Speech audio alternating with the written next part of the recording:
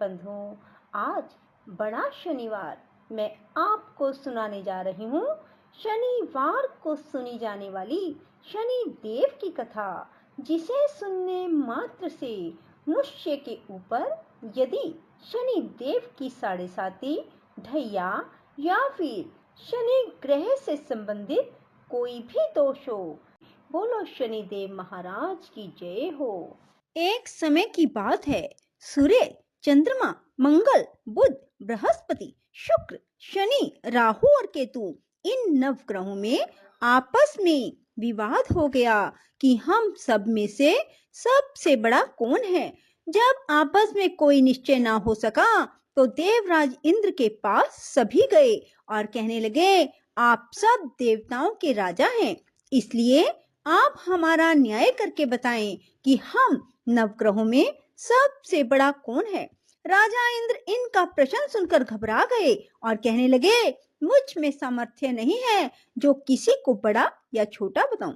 मैं अपने मुख से कुछ नहीं कह सकता। हाँ, एक उपाय हो सकता है। इस समय पृथ्वी पर राजा विक्रमादित्य बड़ा न्याय करता है, अतः आप सब जाकर उनसे फैसला करा लो।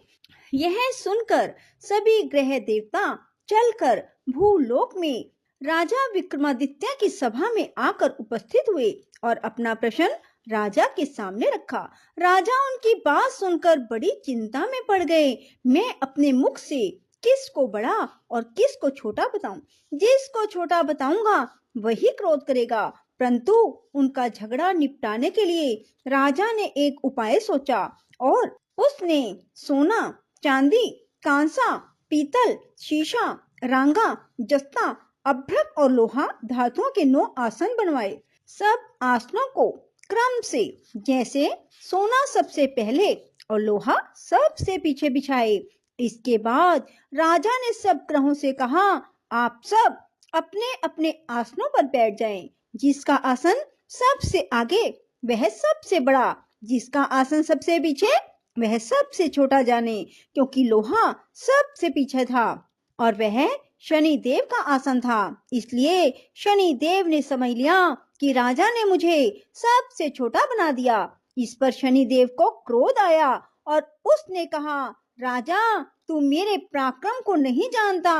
सूर्य एक राशि पर 1 महीना, चंद्रमा 2.25 दिन, मंगल 1.5 महीना, बृहस्पति 13 महीने, बुध और शुक्र 1 महीने, राहु और केतु दोनों उल्टे चलते हुए केवल 18 महीने रहते हैं। परंतु मैं एक राशि पर 2.5 और 7.5 साल तक रहता हूँ। बड़े बड़े देवताओं को भी मैंने भीषण दुख दिया है। राम जी को 7.5 आई तो वनवास हो गया। रावण को आई तो राम और लक्ष्मण ने सेना लेकर लंका पर चढ़ाई कर दी, रावण के कुल का नाश कर दिया। हे राजा, अब तू सावधान रहना। राजा कहने लगा, जो भाग्य में होगा देखा जाएगा। उसके बाद अन्य ग्रह तो प्रसन्नता के साथ चले गए, परंतु शनिदेव बड़े क्रोध के साथ वहां से सिधारे।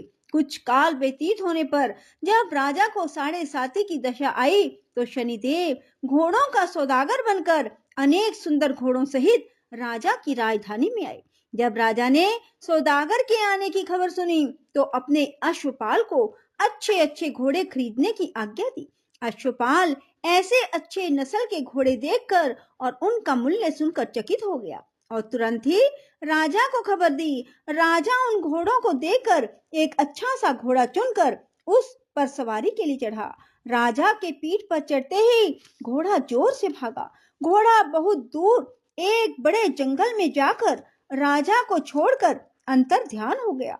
इसके बाद राजा अकेला जंगल में भटकता रहा। बहुत देर के बाद भूख और प्यास से दुखी होकर भटकते भटकते एक ग्वाले को देखा। ग्वाले ने राजा को प्यास से व्याकुल देखकर पानी पिलाया।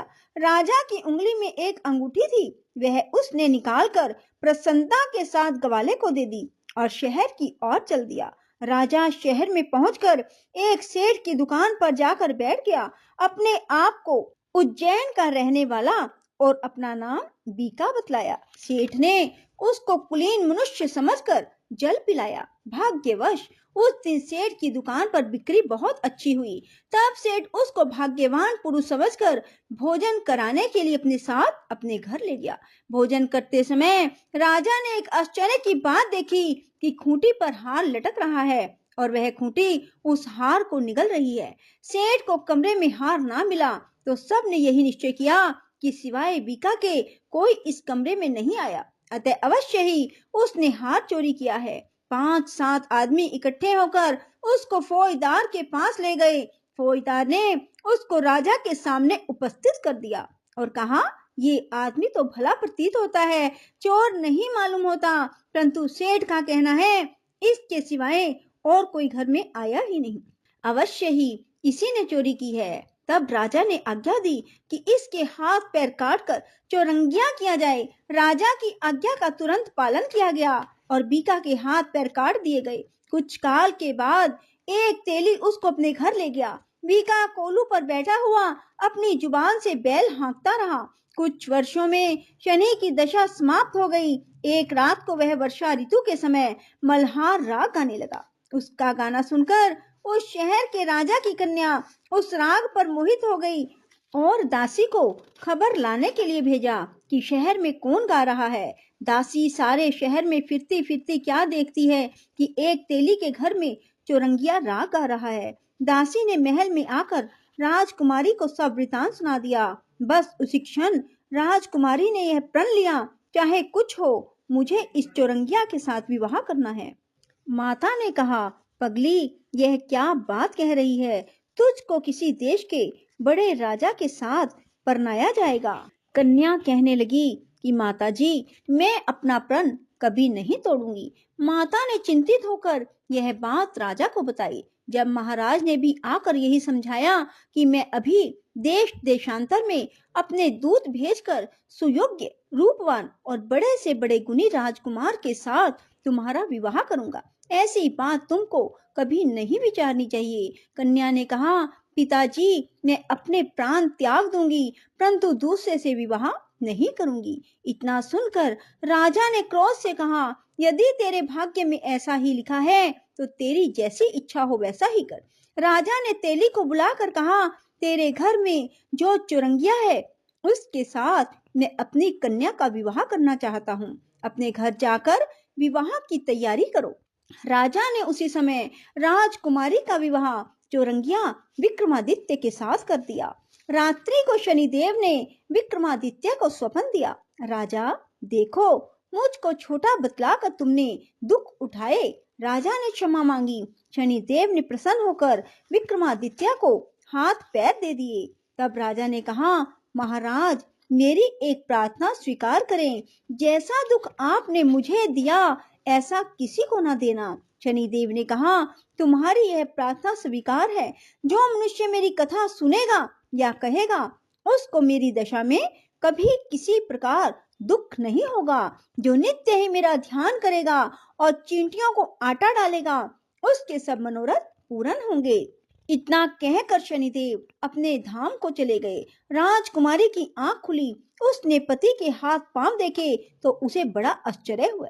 राजा ने अपना समस्त हाल कहा कि मैं उज्जैन का राजा विक्रमादित्य हूँ। यह बात सुनकर राजकुमारी अत्यंत प्रसन्न हुई।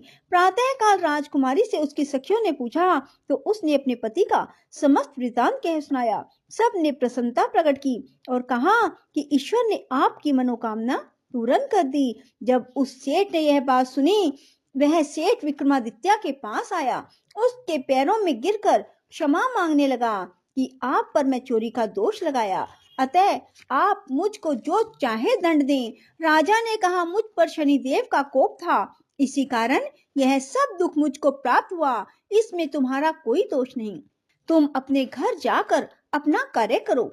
सेठ बोला कि मुझे तभी शांति होगी जब आप मेरे घर चलकर प्रीति पूर्वक भोजन करेंगे।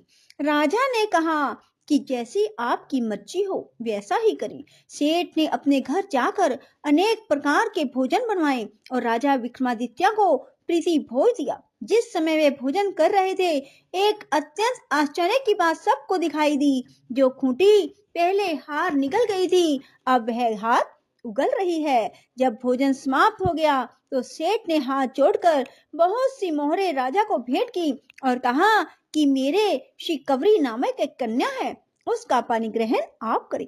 इसके बाद सेठ ने अपनी कन्या का विवाह राजा के साथ कर दिया और बहुत सा दान दहेज दिया। कुछ दिनों तक वहां निवास करने के बाद विक्रमादित्य ने शहर के राजा से कहा, अब मेरी उज्जैन जाने की इच्छा है। राजा और सेठ से विदा लेकर राजकुमारी मनभावनी, सेठ की कन्या शिकवरी दोनों जगह के दहेज में प्राप्त अनेक दास दासी, रथ और पालकियों सहित विक्रमादित्य उज्जैन की तरफ चले। जब शहर के निकट पहुंचे और पुरवासियों ने राजा के आने का संवाद सुना तो समस्त उज्जैन की प्रजा अगवानी के लिए आई। बड़ी प्रसन्नता से राजा अपने महल में पधारे। सारे शहर में बड़ा भारी महोत्सव मनाया गया और रात्रि को दीपमाला की गई। दूसरे दिन राजा ने शहर में यह सूचना कराई कि शनिदेव सब ग्रहों में सर्व ऊपरी हैं। मैंने इनको छोटा बतलाया, इसी से मुझको यह दुख प्राप्त हुआ। सारे शहर में प्रत्येक शनिवार को शनि देव की पूजा और कथा होने लगी। प्रजा अनेक प्रकार के सुख भोगती रही। जो मनुष्य भी शनिवार की इस कथा को पढ़ता अथवा सुनता है, शनि देव की कृपा से उसके सब दुख दूर हो जाते हैं। बोलो शनि